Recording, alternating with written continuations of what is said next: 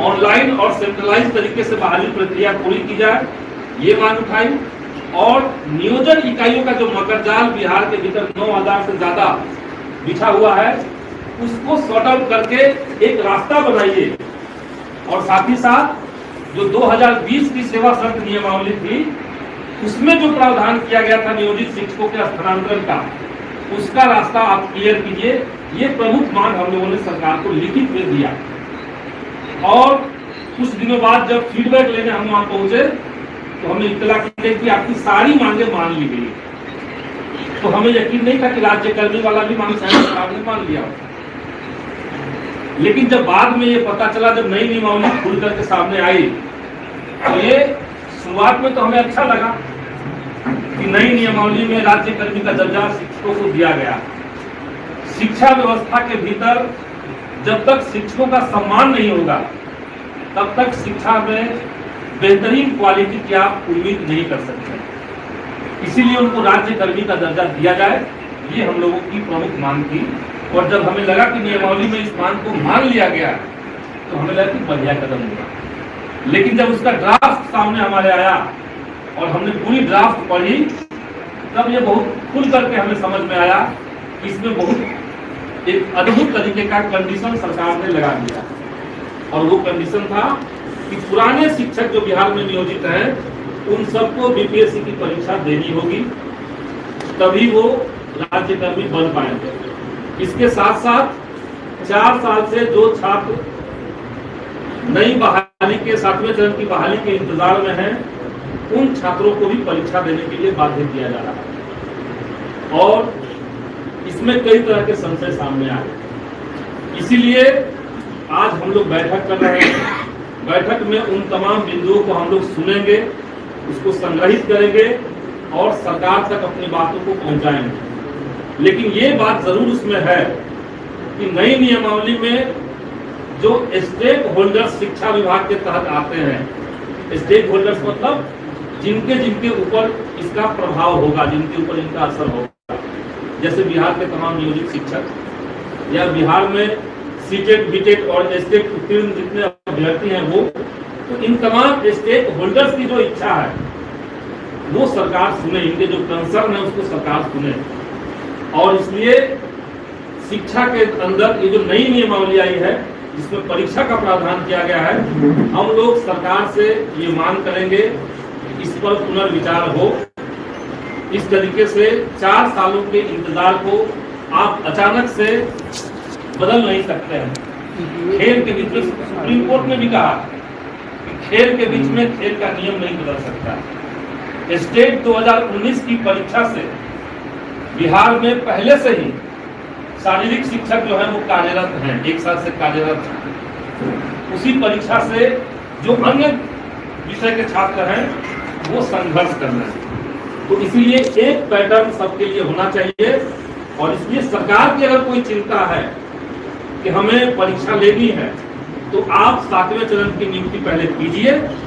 उसके बाद आप पहले से इस बात की घोषणा करके रखिए कि हमें परीक्षा लेनी है, तो परीक्षा देने में किसी को कोई एतराज नहीं।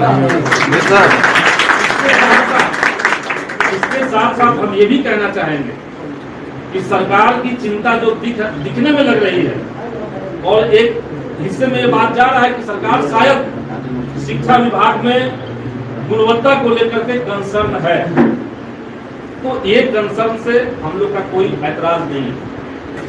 गुणवत्ता निश्चित तौर से उसमें होनी चाहिए। और इसीलिए शिक्षा के भीतर क्वालिटी को मजबूत करने के लिए, उसको ठीक करने के लिए कुछ प्रमुख चीजें हैं जो सरकार को करनी चाहिए।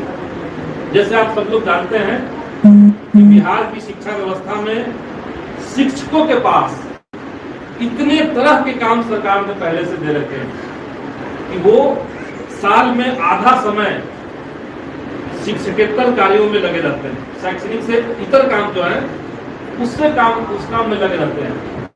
तो इस चीज पे हाई कोर्ट ने भी संज्ञान लिया हुआ है। उस काम को सरकार को उनसे नहीं करवाना चाहिए। जैसे उदाहरण के लिए अभी बिहार के भीतर जातीय जनगणना चल रहा है।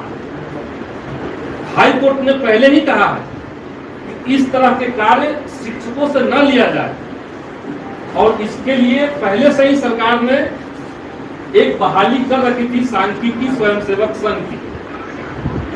वो तमाम छात्र जो हैं वो आज अपने रोजगार को वापस पाने के लिए संघर्ष कर रहे हैं। उन्होंने सिर्फ 1.5 साल काम किया था और अच्छा काम करने के बावजूद उनको हटा दिया गया। तो जो काम शिक्षकों का था, पढ़ाने का काम, उनसे सिर्फ वही लिया जाए। जो काम सांख्यिकी स्वयंसेवक संघ के छात्रों का है, उनसे उनका काम लिया जाए ताकि उनका भी एक रोजगार चले। तो इस तरह के और भी कई सारी मांगे हैं, जैसे स्कूलों के अंदर मूलभूत ढांचे की बात, जैसे स्कूलों के भीतर इंफ्रास्ट्रक्चर को डेवलप करने की बात, ये तमाम चीजें हैं। तो इसलिए सरकार से हम ये मांग करेंगे, एक डेलीगेशन हमारी पार्टी का, महागठबंधन के घटक दल और जो हैं उनसे हम लोग मीटिंग करेंगे जल्द ही, और उनसे बात करके एक ठोस प्रस्ताव हम लोग सरकार के पास ले जाएंगे। माननीय मुख्यमंत्री से बात इस पर होगी और बात करके हम लोग अपना डिसएग्रीमेंट जो हमारा है वो हम लोग उनसे साझा करेंगे और इस बात का पूरा प्रयास करेंगे कि ये जो बहाली है वो बगैर परीक्षा के हो और अभी से सरकार घोषित कर दे अगर आत्मनिर्भर के लिए इनको कोई और कुछ करना है। तो यही बात हम लोग आज करेंगे और आज की बैठक में हम लोग इस पर और विस्तार से चर्चा करेंगे। छात्रों का इससे इतर अगर कोई और कंसर्न है तो उसको यहाँ सुना जाएगा, उसको नोट डाउन करेंगे और उसको फिर हम लोग आगे चैनलाइज करके सरकार करेंगे। यही आज का मीटिंग का मीडिया के साथियों के लिए एक ब्रीफ रिपोर्टिंग।